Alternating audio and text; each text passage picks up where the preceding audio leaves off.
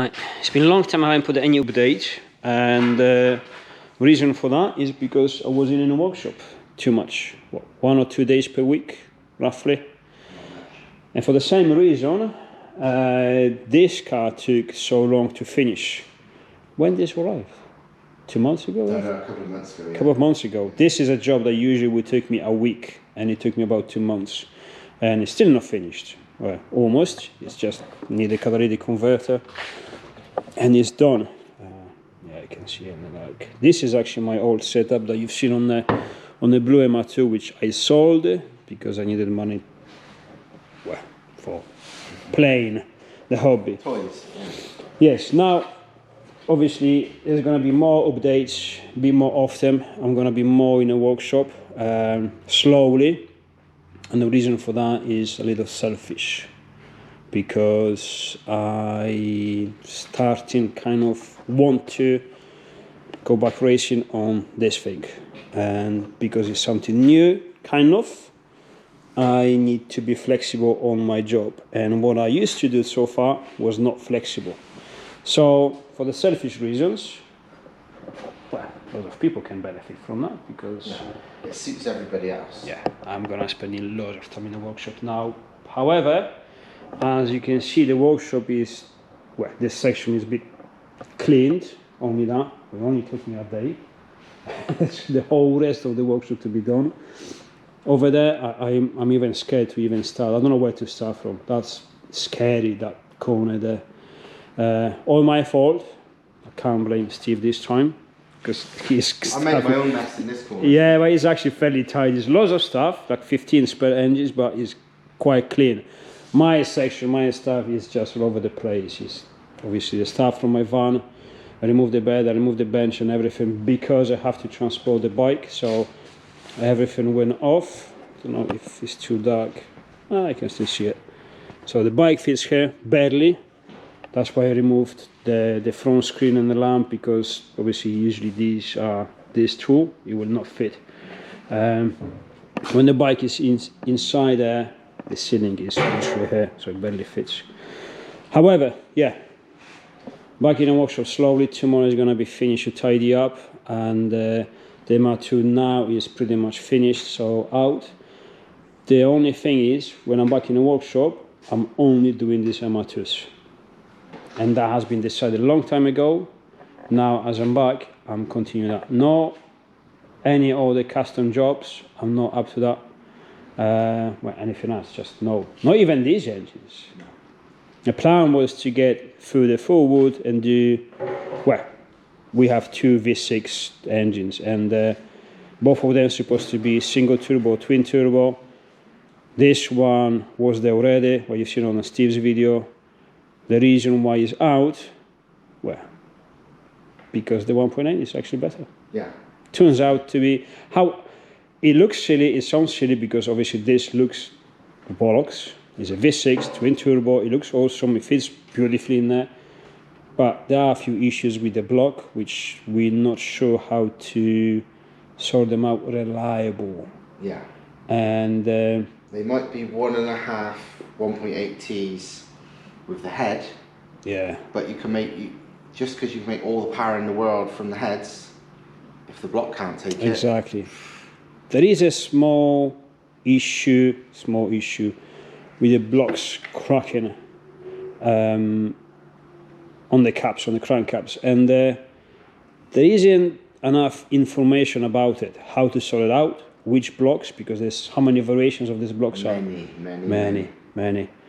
So we're not sure if this block is the strongest. Well, we know this block is not the strongest one, but I don't think any of them are strong. Exactly, even the strongest ones. And that still has that problem. Even the strongest one, they still have those problems. So it's an unknown, and to find it out, we have to do all the job, all the work, which it was a bit of struggle in two parts, because it requires fabrication, and because I was so little in the workshop, it will take ages for me to even make engine mounts and subframe and all that stuff. So that was the first problem. The second problem is, well, money, costs. You have to build the engine, You have to send it, map it, send it, issue, wiring loom, turbos. It's a lot of work and a lot of money to find out how strong the block is. It may turn all right. Could be fine. Could be fine. Who knows? Because we say the car is light, doesn't need much torque, the torque that kills the roads, possibly the block, maybe. But it may turn out to be bad.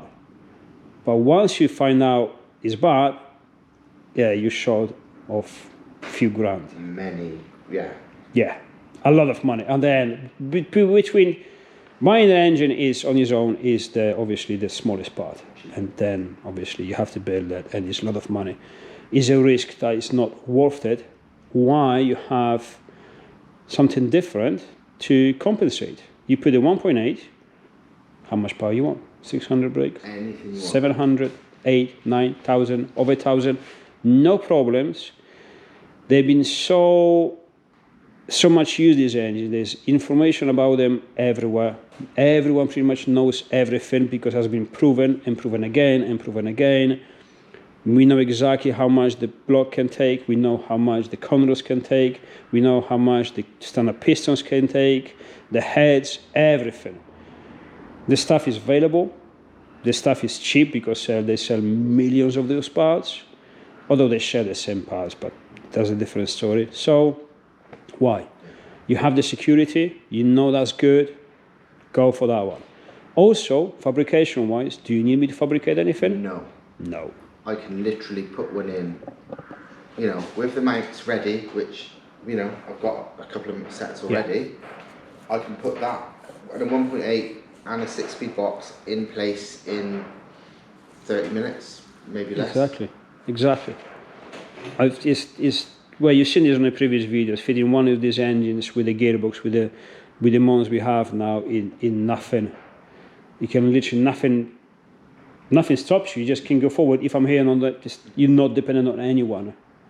Gearboxes available. Yeah. It took you ages to find a good gearboxes for this. They're not cheap. They're hard to find.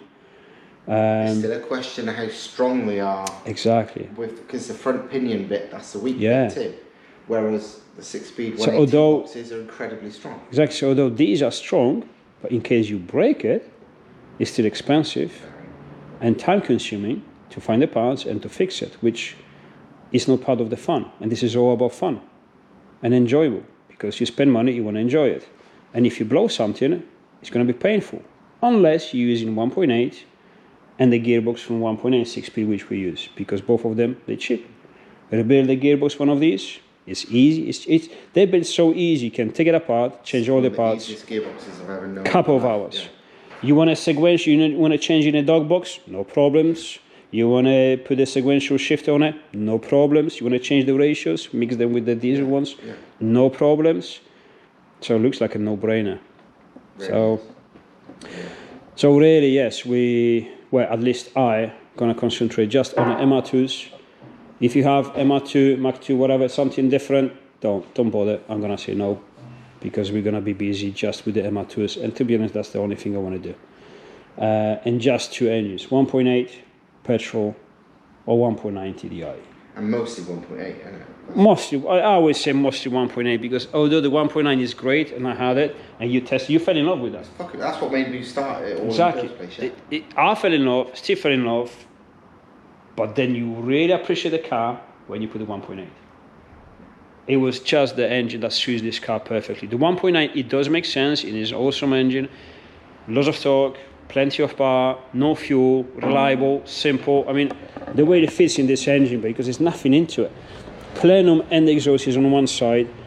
It's just easy to service. There's access to everything. The simplicity of 1.9, it's just beautiful. All that extra room, it's not, you know. Yeah, exactly. The 1.8, you got the plenum in the front. It's still accessible, though. Oh, it's plenty. Yeah. This is just incredible. Yeah, this is just great. Obviously, it's not everyone's taste, because it's a roughly diesel. Until you put your foot down and it goes. But yeah, the 1.8, we both decided and think that is the best choice for the car. By miles. Yeah. In this country, I mean, other countries' engines are different prices, but here, nothing touches a 1.8. No, nothing at all. They can make 1500 brake if you want to. Yeah. But like, well, the stupid thing is they can make 600 with very minor modifications. And that thing, if say, oh, I want 600 brake. This is another reason didn't really carry on with that. No. 600 brake in that's like, oh, is the block gonna crack? You don't know. We don't know. But on the 180s, your literal question at 600 brake is, oh, I wonder if the pistons are going to be all right, because they probably will be, and you know everything else will. The block don't care. The block don't care. The crank don't care. Yeah, it's standard pistons are like they can do 600. That's as you got nothing to worry about really on them. It's like, oh, what do you put rods and exhaust valves in? Do you know what? As it looks like we're actually doing advertising, let's do a proper advertising. Fuck it. So. The standard engine. It's not accurate when it's true. Exactly. So let's say the standard BAM engine, so the 225 or the TT or whatever, they produce 780 brakes up to 225, right? Yeah. Normal 1.8s are 180 brake. Yeah. BAMs are 225 from the factory. So let's say the 225, the most desirable ones, because that's what people chase. He's got a couple of little different things and plenums and all that stuff. Minor, but yeah. Just with the remap, standard engine, you get it out, just with the ECU that you get from eBay or just normal remap, they get to 70 to 80. Yeah, if you know, typical, because on this, any MR2, you're going to put an intercooler, a charge cooler, a decent exhaust, decent air filter, just a remap, standard injectors, standard everything. As it is. It's about 280, 290, I think, roughly, and more than that in torque. I mean, to the stage that a good mapper will limit your torque to 300 because the engine will happily make that more than that on just a stage one. But to save the rods. Yeah, just to save the rods. So you're not throwing the rods out there. And nobody needs, realistically, this is why I can't wait to take some people out in these, because in an MR2 something this light, £300 foot is more than enough. You don't need more than that. You can have more power if you really wanted to, but these cars don't need that much more torque. They're so light. You have the video already with the timing, when you timed it. I've got not actual video. I've got footage of us launching it. Okay. When I timed it, I've got it all on the Draggy. I've got the screenshots from the Draggy. You got the yeah. Okay. So you go on Steve's page, Steve's channel, so everyone knows, and you can see the results there because they talk for themselves. Yeah. Because all the internet can say, oh no, it has to be K-Swab, K20, Honda, and this and that. All right, just go have a look. It's the results counts. I mean, we can convince you otherwise. Some other workshop is going to convince you otherwise. All the bullshit. It doesn't matter. The end result talks, and the end result is a power to weight ratio. Is the end result for the money you spent.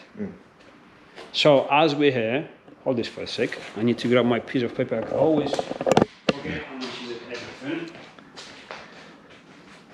I'm gonna be. Put it this way, you can pick this up yourself. The stripped out car with 2 roll cages, just it lifts up. I don't know where I put that piece of paper. It's here, I think. Is it? Oh, there you go. There you go. So this is my professional running. Because literally, because obviously you were talking how cheap it was for you to make it, and I was like, you know what, I need to work it out how much it would cost for a customer to do it, and it's not a secret because obviously everyone who's going to message me is like, how much is this, how much is that? Yeah, they want to know. So it's very simple. The whole, let's call it kit that I have to build to be able to put this car, well, this engine and gearbox and everything in this car to make it work completely is £3,100 plus the exhaust. I did not include exhaust because exhaust is very personal to everyone. Everyone is asking for something different.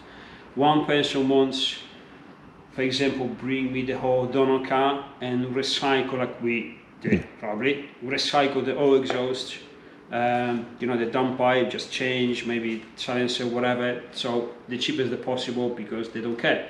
Someone wants a beautiful stainless exhaust. So one is gonna be a couple £100, one is gonna be over £1,000. Who knows? You know, it's very personal. So excludes exhaust is custom price because everyone wants something different. Now everything If you say, well, I want to drive the car in and take it out, already done, 1.8 turbo with 250 brakes or whatever, including labor, excluding the engine and the gearbox, is £4,600, including everything, labor, everything. You bring the car in, you bring your engine and the gearbox, you're driving out after £4,600, and you 15 brake horsepower M2, it's got 250 brakes, Yeah. but with the possibility of having whatever power Any you want after that. But that's the beauty of it. And the beauty is you already have the ECU that is remappable. Of course, the standard ECU probably won't do 1,000 brakes, but up to 500-600 brakes. If you want to, right yeah, absolutely fine. No problems. Yeah. And to be honest, I don't see people driving this with more than 600 brakes. I don't think many people know what mine's like. I mean, you can't see me talking, but you can hear me. But I've timed mine, and this was with standard engine, a fairly small turbo, no bigger than a KO4 on a 225 engine really. I was making, well, I made 270 on the dyno. I was running a little bit more.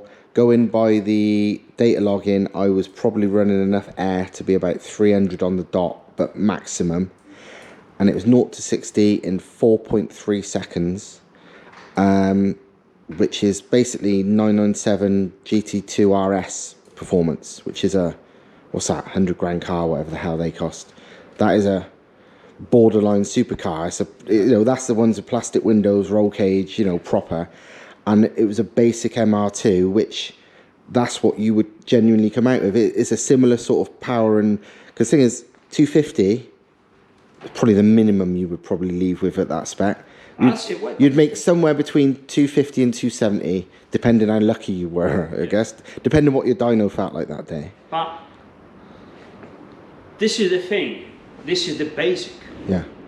This is the standard. This is, you're not even trying. This is the standard engine as it is. You put it in, you remap it, and you have supercar performance. Yeah, straight away. From, oh, this is the M2. Everyone knows they're lazy. Everyone knows they're slow. Everyone knows they handle very good. But they don't really have a great reputation because they don't go. They don't go, and they're not very tunable either. Not even tunable, exactly. How much was the cheapest Celica engine swap? I think it was 3.5 or something. No, more than that. It was 4 something. For something. About 4.5-ish, I think. Bear in mind, your drive shafts are the same, your engine mounts are the same. It's literally removing one engine and fitting pretty much almost identical engine in. And all you get is 190. Yeah. And no more torque. And that's it. Still like 7 torque. If you want more, you have to build a turbo kit. Thousands. All the stuff, and we know the customer stuff. Everyone knows I was doing K20 swap, and I nearly spent 1.5 times this. Me. So doing job on myself, and I abandoned the stuff because before I knew it, I would be shorted by what, 11-12 grand by the time it's turbo and everything. And then once you spend all that money, you're scared to drive it because like, well, if it breaks, it's gonna be painful. If you break one of these, well, you broke one of these, 100 quid another engine. There you go. And once you add the second engine, let's say for example you have this basic engine, 250 brakes, fuck it, more boost, 300 brakes. You throw the road out the sump, probably. Maybe not, but maybe yes. Some people, they last forever and ever. Depends how you drive it. I drive like an idiot, and it took me a while. You know you're gonna break it, but then you are expecting for that. I'll be doing this. It's like it's just an excuse. Oh, honey, and the engine because the old one blew up because for some reason. But now, because we know what broke, conrods, we're gonna put the good conrods on it. Once you put the rods on it, bulletproof. It's different game. Yeah. You're looking at 400-500 brakes. Well, yeah. Easily. Well, like I've said before, the official, I'm not going to say who said it, but big people in the 180 scene, the sentence was long-term reliable at 500 brake.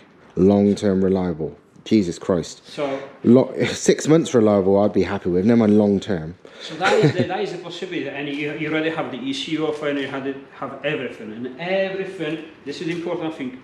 Everything in the car works. So maybe tomorrow or whatever I'm gonna show you. So you can show people soon. Yeah. Yeah, I think I did. The power steering works.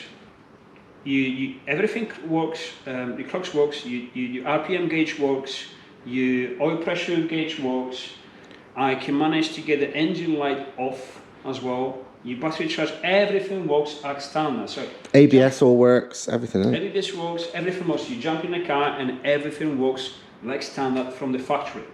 That's it. Point. There's nothing more to it, and it's easy and it's simple. That's it. That's actually cheap. It's ridiculous, ridiculously It's cheap. Well, this is another thing I'd like to see. I've timed mine, so we got proof how fast it is performance wise. 0 to 60, 60 to 100, and 100 to 200 kilometers now, because they're all the speeds people want to know. We know what it costs, £5,000 ish. What car can you have genuine GT3 RS, you know, straight line performance with for that kind of money, or even as close to that as possible? What's probably the cheapest? I reckon you would normally spend. I'd be amazed if you can find something else for less than about 30 grand that would do that. Especially not a mid-engined, rear-wheel drive, amazing handling, lightweight car. I mean, these weigh 1,000 kilos. Well, no, less than that, 950 odd standard. Yeah, something like that. Well, 965, I think. Yeah, nothing. But this is what you're saying is the handling. Because I know what people are going to ask, because I've been asked this before, so I know it's going to raise a lot of questions. Yeah, but you're making twice, you're making triple the power, and it's going to be dangerous. This snap oversteer, let's end this bullshit once for all. The snap oversteer is just lack of skills, or being scared, or doing something completely wrong. Because to get this car slide out, completely out of control, you really have to do something wrong. Because we've done it the easy. Yeah, they don't snap out at all. If you fail, you snap oversteer, invest 10 quid in fuel, go somewhere, practice, you're going to find out they're easy. Yeah. Simple. They're less snappy than the vast majority of rear-wheel drive cars. Exactly. Maybe Mark II MR2s are snappier. I don't know. I've never driven one. But what I can tell you about these is they don't snap oversteer. They're more progressive than a typical bloody Beamer. Yeah. If FSC would be more way more aggressive. Yeah, way more. I don't care what anyone says. But what I'm trying to say, with twice the power, 3 times the power, they handle that power incredibly well. With the first thing you said when you had 250 to 70, remember what you said, is ask you for more. Yeah, straight away. It has no issues to have that power down. It's like no problems whatsoever. Yeah. So it doesn't make the car dangerous. It doesn't make the car undrivable. It doesn't make the car handling bad. It's exactly the same, just more powerful. It is. I remember now you said that. I was making 270, even though I wasn't used to it. It was literally straight off the dyno. Within 1 or 2 pulls, it's like ridiculously fast. You know, supercar fast already, and proven, not just me saying it. And straight away I said to you, this car could easily handle 400. Another 100, 150 without even any worries. Yeah, but you probably have some expensive coilovers, right? No, I'm on stock suspension. I got teen lowering springs, stock shocks. Yeah. Just rated anti-roll bars, because that's a good thing. Anti-roll bars, they do. Yeah, anti-roll bars are great. But yeah, really stock suspension, because these handle it fucking brilliantly. So this is sort of advertising, but it is what it is. And well, the guy who came over the other week, and he's got that Mark III MR2. And he said the same. He bought one because they were cheap, and to use as a track car, and he could not believe how amazing they handled. And he was also the same with, I don't understand all these people that keep on about snap oversteer because they haven't got it. And he's just a normal bloke. And yeah, he's like, I can't believe these handle how they do, and we didn't either. And he does drive fast cars. Yeah, exactly. He's not a nobby. He's not someone who doesn't know this. No, he knows his shit. He's got a very powerful, like 500 plus horsepower rear-wheel drive car as his normal car. But he was like, I can't believe how good this thing is. Yeah. And he said all his friends were like, why the hell have you got that? What are you doing? And they all turned up on track days and more expensive stuff. And he's like, believe me, you watch. How much we both love these cars, I think there's another thing to say.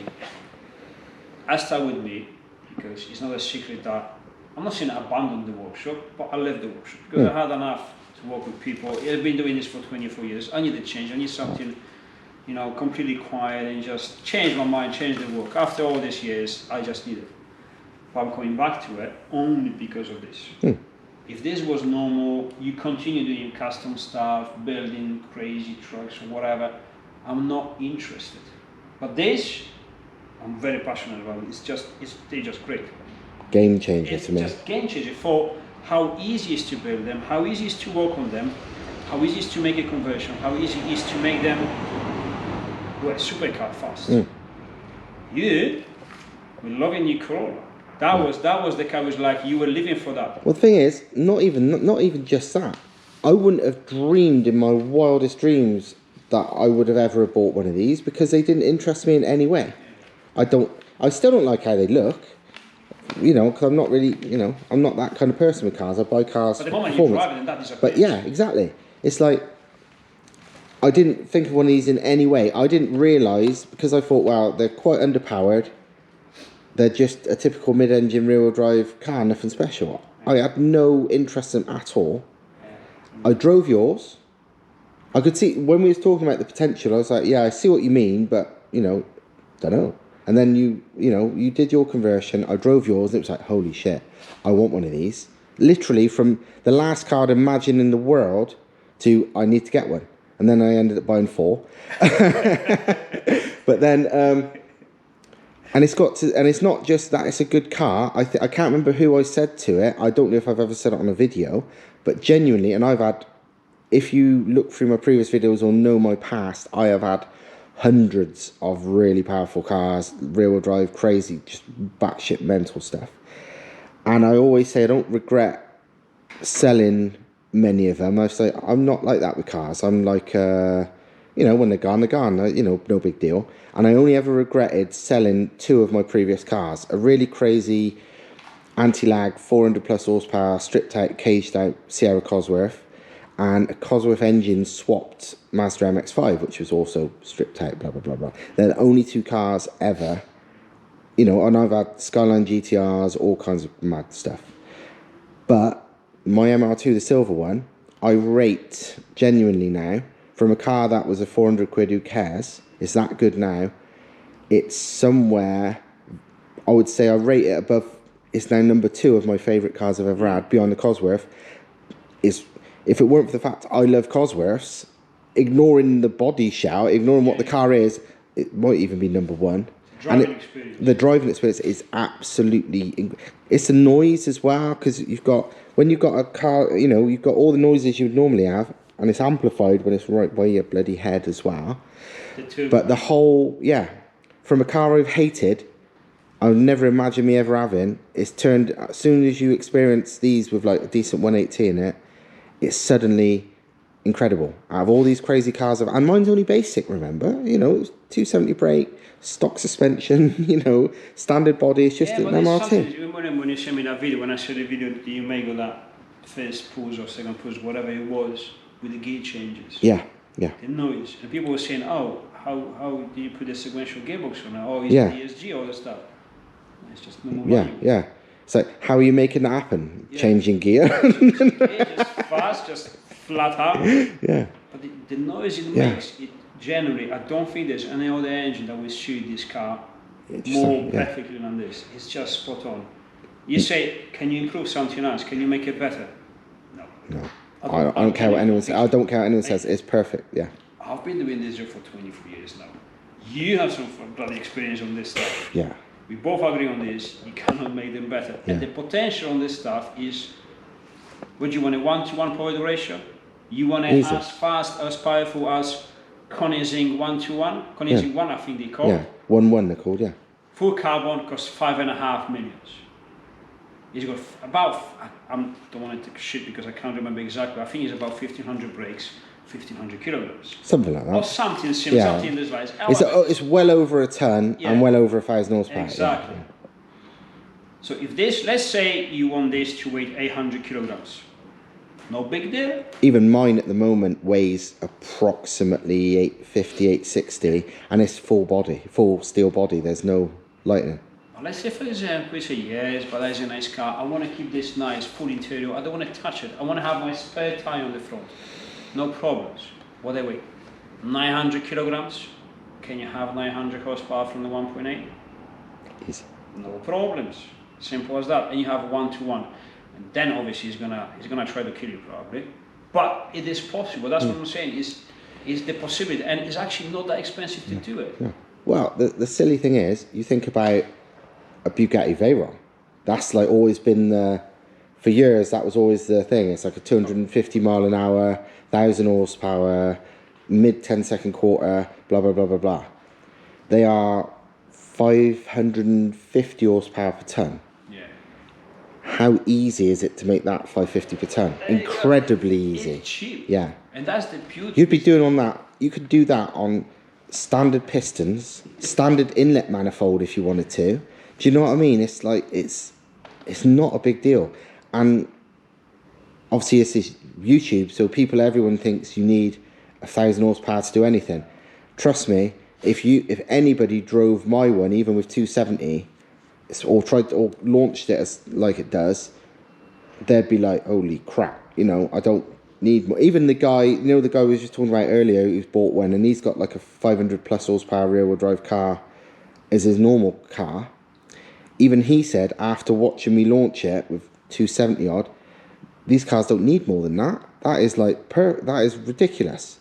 And that's somebody with twice the power in their car saying that. And the beauty, what we always say, the beauty of these, they don't really spin the tires that much. They just launch forward. Grips and goes, yeah. It just all the goes. weight is above it. Because obviously they designed it. Just on my eyes, perfect. It's a very good car. Even talking about it gets me excited. I love it. I need to get 1.0 obviously mine. And now I'm gonna be spending more and more time in the workshop, and eventually I'm gonna be back in the workshop full time. Mine has to be obviously done as quick as possible. Even my missus, she's like, "When are you gonna finish mine?" She saw your videos, like, "We're gonna finish the frog." Yeah, exactly. I want to try the frog. It's like, finish it. Even my missus is in love with the car, and she's pissed with you because you sold the car to Andrew. What, she wanted it? Yeah. I said, yes, but Steve didn't put that car for sale. He wasn't selling that car. It's Andrew asking. If you asked, obviously, Steve to sell that car, you probably had it. Yeah, I would have sold it to anybody, but exactly. yeah, it wasn't for sale. Yeah. It was like, oh, this is nice. I want to finish. That was for me. I was like, I want like this. I want one of this. It's like, honey, we already have 2 of them. It's like, yeah, but I want a 3rd one. It's just mine. It's like, shit. Yeah. Well, that's the thing as well. Shows how good they are. Yeah. Is my car's only been off the road 1 week today. And I've been climbing the walls for this last week with frustration because they're so damn good to drive. Even when mine, I couldn't drive it hard because I was waiting for it to be mapped, or when I had a problem with the drive shaft, so I had to drive it gently back here to sort the drive shafts out or whatever. They're so enjoyable to drive anyway, just because of the way they are, especially with the 180T, because you've got all the sounds, you've got a turbo spooling up, you've got all this kind of crap going on. It's just ridiculous. And everybody says it, every single, like on all my videos and stuff, nearly all the comments is like, oh my God, that sounds like a Group B rally car, that sounds like this, that, the other. It's not particularly noisy, because it's not, it's a relatively quiet car. I pick up 5-year-old from school in it sometimes. She said the other day, when the boys in her class said it was a cool car, I was like, okay, say so. But she don't like it. She said she prefers a quiet car like the Toledo, yeah. And she's so used to fast cars, she said to me, is it fast? I was like, yeah.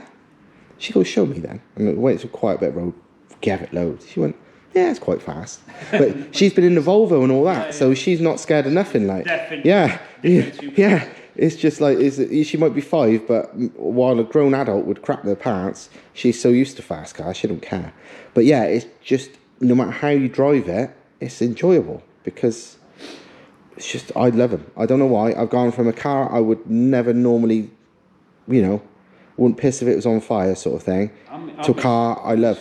Yeah. I'm missing mine a lot, to be honest. Yeah. And it is. I just didn't have the chance to finish it, to work on all the stuff. Otherwise, it would be on the road ages ago. Which everything is going to change now, so we can go back to obviously me going back in the workshop, doing this stuff, tidy up. Everything from the workshop has nothing to do with the 1.8 or 1.9 or MR2s is going to go to scrapper. Simple as that. Or sold or scrapper, whatever. Not this one. Because the bike is one of the reasons I'm back in the workshop. And on that note, actually, he says anything not related to MR2s and 180s is not going to be in there. See that massive turbo? I bet you that's quite related and will stay, because that'll probably end up on his car before long. Yeah, I was gonna say it, but just, okay. It's like, yeah, that's clearly gonna do it, you know. Conrad's already waiting there. Yeah, so. exactly. So there you go. You know, it's gonna have to happen. It will happen very soon because again, it's cheap and it's easy and it's fast to do it. So no problems. And yeah, I think that's it. That related to that. Don't know. Should we say something or should we wait? Or? Well, yeah, I mean, you're going to see a lot of this as well because you want to do a lot of competition stuff, and there's the build up to this, and you may as well tell him a bit. You don't have to tell him the full story. No, but the short story. So I'm not new for motorcycling or racing. I've always been on the bike since I was a kid, since the past life. I was gonna be a bit later on. However, I used to be road bikes, all about road bikes. Every biker probably dreams about rallies, the Dakar, you know, the biggest race in the world and all that stuff. But actually 99.9% of people dreaming that never achieve that because it's nearly impossible. Although I'm fairly good in racing road bikes and all the stuff, this is completely new. And I bought this bike just to put my ass back on the bike with my missus. Put the luggage on. Everyone was bragging about how good this bike is. Like, yeah, all right, it can't be that good as everyone says. It's just a propaganda, you know, marketing stuff, which partly it is. Turns out the bike is good, but that doesn't matter for now. Bought the bike just to travel with my missus, and she's not really happy with what I'm doing because, as you see, the bike is not standard anymore. It's a modified suspensions. I fall in love with this thing, and I say, you know what? Before I get too old, I want to go back racing.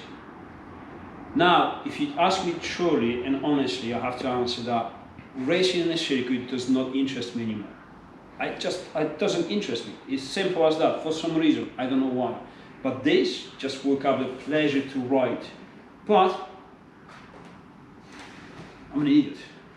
It's as soon as I had the bike, you go sideways, you go wheelies, and just hooliganism. And it's just me. I want to go back into racing. I'm not doing racing because I want to be competitive. I want to go racing because the fun it offers you. Now, you go in the venue and they give you the whole day for racing. They give you all the security and all the safety, and you can just blow your fun up. It doesn't matter what position you get. It's just the fun you achieve. And I love that. I always did. With this, it's pure awesomeness. However, I'm not good. I'm shit at this. This is all different techniques. It's all completely different discipline. And he's not as shit as he says he is. He just thinks he is. Compassion. So, but what I love about this is that, not from the beginning, but almost, I have so much to learn. All different techniques, different stuff. So you think you're riding fast. Well, in my head, I'm doing something incredible. Outside is like, you're not even trying. It's like, come on. So you have so much margin to improve. One day on this, learning and training, you're so much better of a rider a day after. And it's so fascinating, I love it. And I love it so much that I say, you know what, fuck it, why not dreaming big? Everything is going all right, I'm healthy again, because you know I have big problems with my health. Fuck it, I got a nice van, I can take the bike with this van to any venue because nothing stops this fucker. Load the bike in and go racing, again to have fun. How far we go?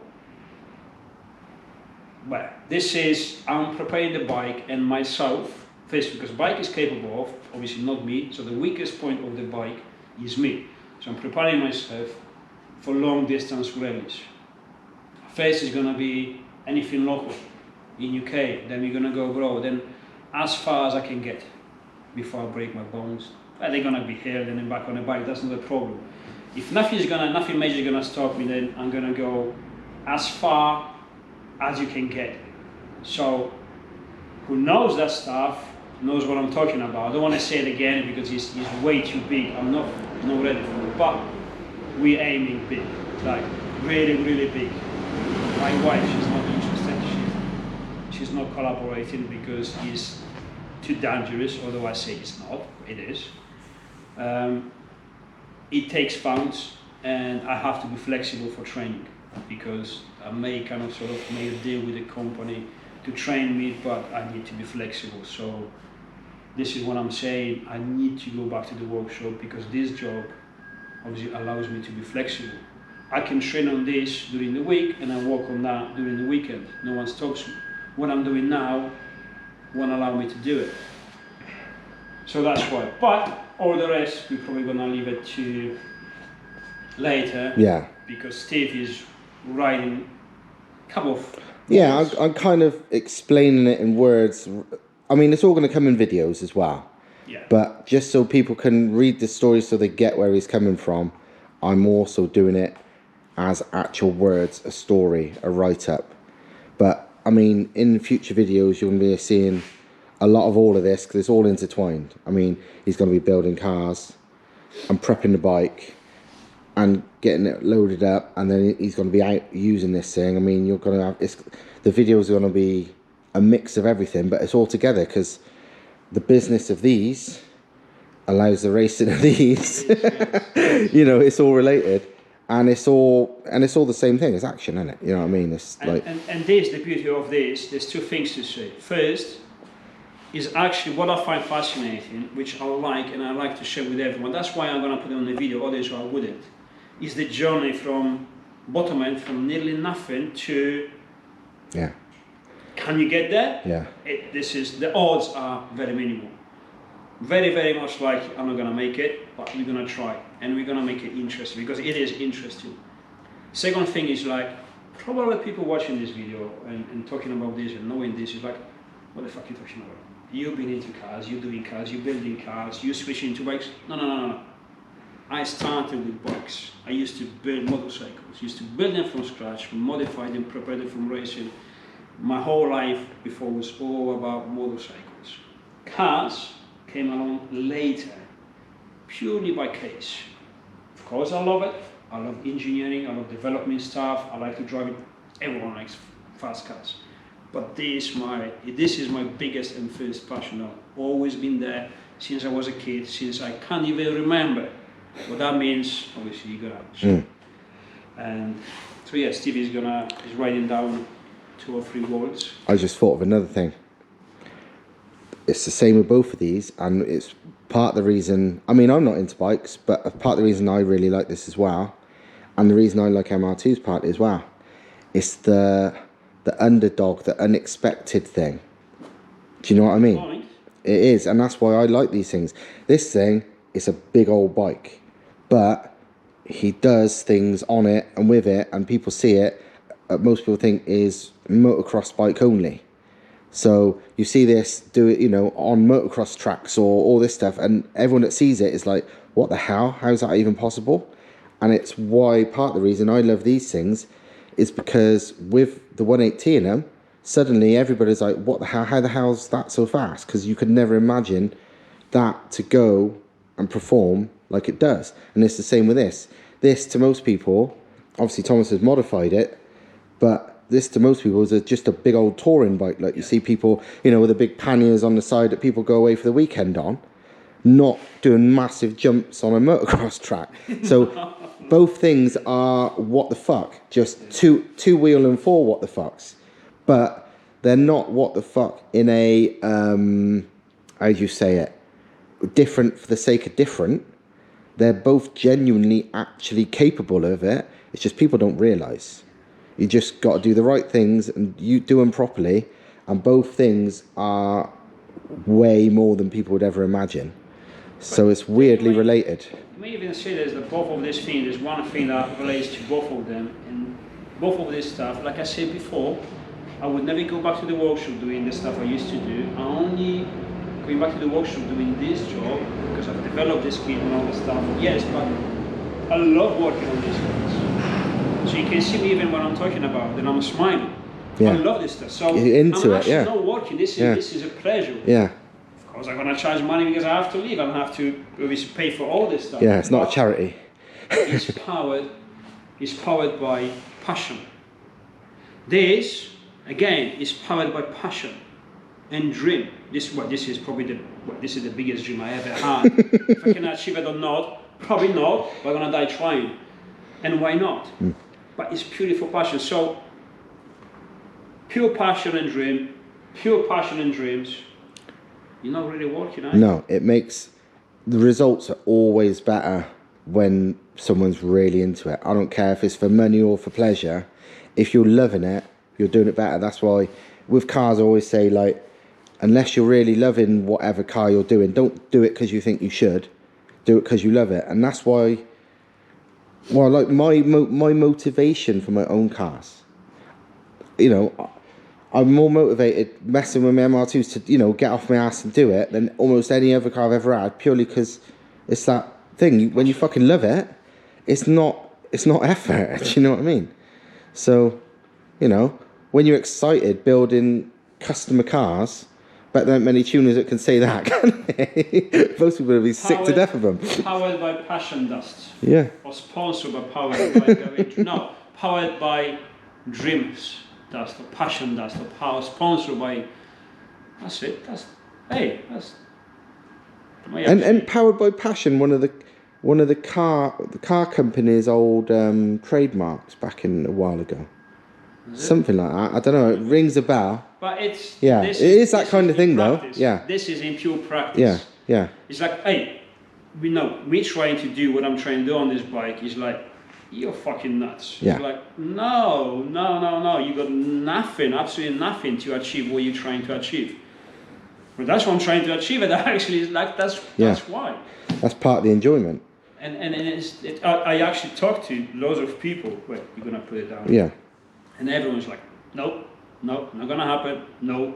There's only one person actually believing that. And this is probably the second person believing that. Me is the first person believing that, and that one person. Yeah. And that's it. Anyone else is like, you're crazy. Yeah. Yeah, you are your head. But hey, you know, there's nothing rational about it. No. But What's then. the rationality about it? There's nothing. It's just again power. But again, the other person is probably the one person you'd listen to more than anyone else on the whole planet. And not because I want to, it's because it's valuable what that person says, because he has massive experience in that field and knows. They're qualified to say so, you know what I mean? I'm hoping that sooner or later I can actually introduce that person, because hey, it's a big deal. I wouldn't dream of having the support from exactly that person. Yeah. It's incredible. Yeah, exactly. But if that person tells you anything like related to that, I mean, like obviously, you know, say car people, because a lot of these people, car people. Imagine if whoever, Colin McRae told you, yeah, do that, you do some rallying, that you'll be good at that. You'd listen to Colin McRae if he wasn't dead. You know what I mean? But it's that kind of thing. This is what we mean. Someone who's been there and done it and has been like, yeah, you're not crazy. Well, you are crazy, but fucking do it. You know, which is... And actually offers to help, well. Yeah. That's what I mean. Like, ooh, okay. Yeah. Imagine if a top racing driver says, yeah, no, come on, I'll give you a hand. That's a big deal. Well, the next video is going to be, because I'm taking this on Friday to do some training, and it's going to be a lot of ground kissing and hugging the grass. But there's going to be a hell of a lot of action, and that's the thing. Oh, definitely. Yeah, a lot of action. That's why I removed the front end, because not only because it doesn't fit in the van, but also because I don't want to rip it off. It's expensive. But again, that video footage will show a lot of people that these things could do a lot more than most people would imagine. Yeah. That's the thing. In my hands, which is, again, I'm shit at this. So you're an amateur, but what these can do is crazy. Same as these. Yeah. You know, I'm no racing car driver, but I can make mine be GT3 RS fast. So, yeah. Well, we open to business. Back open to business again. Proper. Yeah. That's enough for the advert? I reckon that's enough. Alright. Well, see, so we're going to pause this today, and then Saturday we're going to post the video from Friday. Loads of, funny stuff. Well, this is 49 minutes and 26 seconds so far, so I think we've got plenty. Yes, exactly. Alright. So that's enough.